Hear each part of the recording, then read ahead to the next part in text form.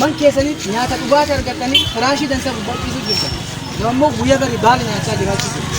Maali waan akkasii biyya alalleetti daangaa eegaa asillee gaddeebinee kabajadhan akkamii of laallu yaada.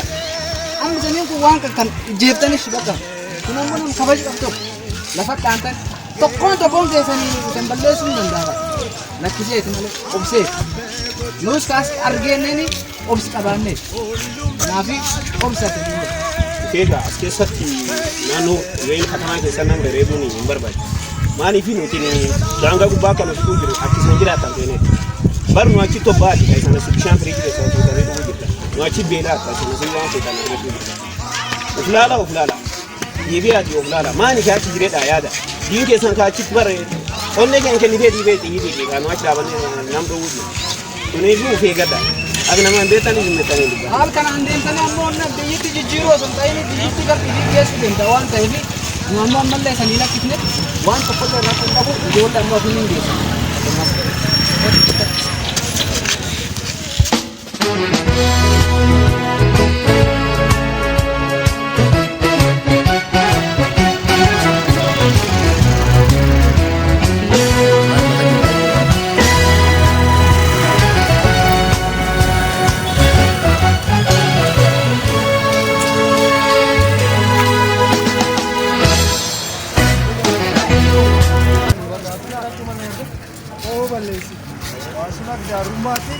Ini awal.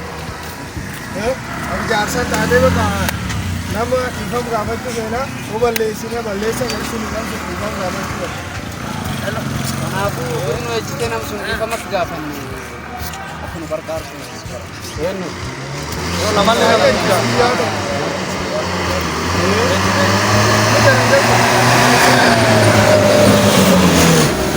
waan sarayyaa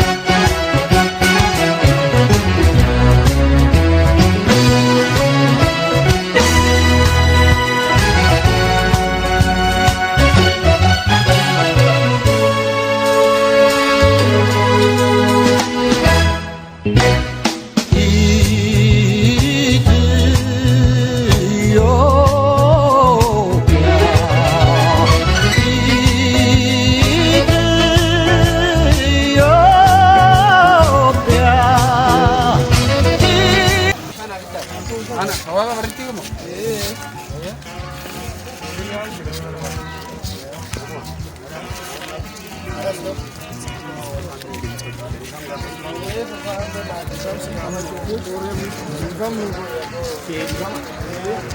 Kami marah kok kawan. Mereka ifam वाले अब इसको बता दो सीजन ले हम इसको बता दो सीजन लो Garuu stoota kana eenyuun qabachuu hin danda'a. Garuu qabaachuu danda'u, eeguu danda'u si qofa. Kanaafuu Duraanis baataa irra. कारा jabeessan nu jabeessan Bandaraan kenna ittiin biyya biyya.